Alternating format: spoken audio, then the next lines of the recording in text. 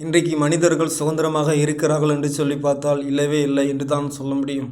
அருமையான சகோதர ஒரு மனிதன் இன்னொருவனை என்னத்தை நான் தரக்குறைவாக பேசுகிறான். அது மட்டுமல்ல, நான் பெரியவன் நீ சிறியவன் என்று சொல்லி அமேன் இப்படியாக பேசி கொண்டிருக்கிற உலகத்தை தான் இன்றைக்கு நீங்கள் நானும் வாழ்ந்து கொண்டிருக்கிறோம்.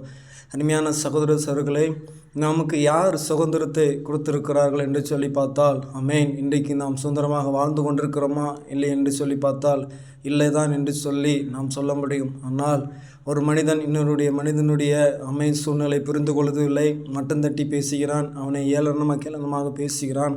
ஆனால் ஏன் அப்படி பேச முடிகிறது என்று சொல்லி பார்த்தால் அந்த மனிதனுக்குள்ளாக அன்பு இல்லை. எப்போவுமே மனிதன் தன்னுடைய அந்தஸ்தை உயர்த்தி காட்டுகிறான். ஆனால் மற்றவர்களை நாம் அப்படி தரக்குறைவாக மட்டம் தட்டி பேசும்போது அவர்களுடைய மனதை எப்படி புண்படும் என்று சொல்லி, ஏனென்று சொன்னால் மனுஷனுடைய உள்ளத்திலே அன்பு இல்லை.